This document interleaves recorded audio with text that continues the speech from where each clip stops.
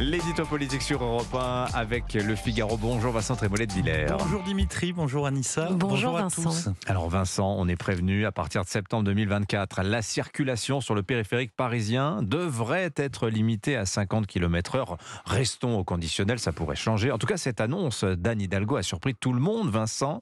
Et vous vous demandez ce matin, mais pourquoi la fait-elle maintenant, cette annonce ? Alors officiellement pour réduire le bruit et pour assurer la sécurité d'une voie qui sera spécifiquement dédiée au bus et au covoiturage.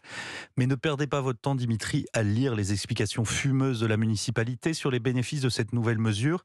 Le piéton de Paris est payé pour voir que les promesses de calme, de fluidité et d'air pur n'ont pas été tenues. C'est même le contraire, la ville est congestionnée par les files de voitures et autour c'est un chaos où les vélos, les trottinettes et autres mobilités agressives n'ont qu'une règle: pousse-toi de là que j'y roule. C'est écrit, le périphérique écolo va être un embouteillage géant. Mais Madame Hidalgo s'en moque. Ceux qui seront à l'arrêt dans la voiture ne sont pas ses électeurs. Valérie Pécresse, la patronne de la région Île-de-France, a rappelé quelques chiffres qui disent tout. 40% des usagers du périphérique se déplacent de la banlieue vers la banlieue. Et 80% de ceux qui l'empruntent n'entrent pas dans Paris. La décision de la maire de Paris se présente comme écologique, mais elle est surtout idéologique et électoraliste. Mais est-ce que ça veut dire que les électeurs parisiens approuvent cette décision, Vincent ? Ce que je sais, c'est que ceux qui sont contraints d'utiliser leur voiture sont soit minoritaires dans la ville, soit ils habitent la banlieue, donc ce n'est pas un enjeu pour Anne Hidalgo.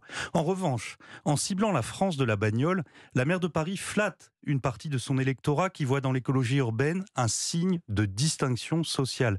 La proposition, il y a 8 jours, d'écarter les propriétaires de SUV du stationnement résidentiel participe de ce narcissisme moral. Alors la maire de Paris ferait bien pourtant de ne pas aller trop loin sur ce sujet. S'il n'y a plus de grosses voitures garées dans les rues, comment les activistes de la génération climat pourront-ils crever quelques pneus entre deux soirées sur la rive gauche ? Les pauvres choux vont quand même pas aller en banlieue pour sauver la planète. Bon, au-delà des métropoles, Vincent, on ne peut pas dire que cette forme d'écologie fasse vraiment recette. Alors au-delà du périphérique embouteillé, oui, c'est même devenu un repoussoir.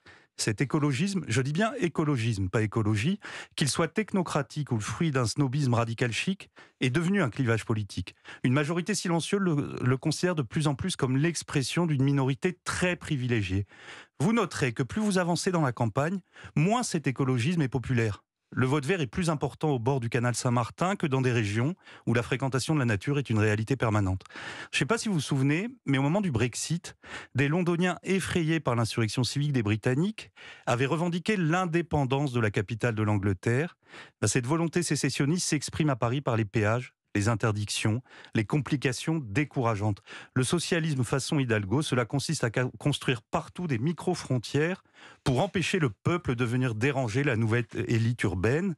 Et cette exclusion méthodique s'habille d'écologie sans s'encombrer de cohérence. On peut s'envoler pour Tahiti afin de vérifier qu'il y a bien des vagues dans l'océan Pacifique, mais on reste intraitable avec le bilan carbone du livreur qui a le mauvais goût de vouloir entrer sa camionnette dans Paris.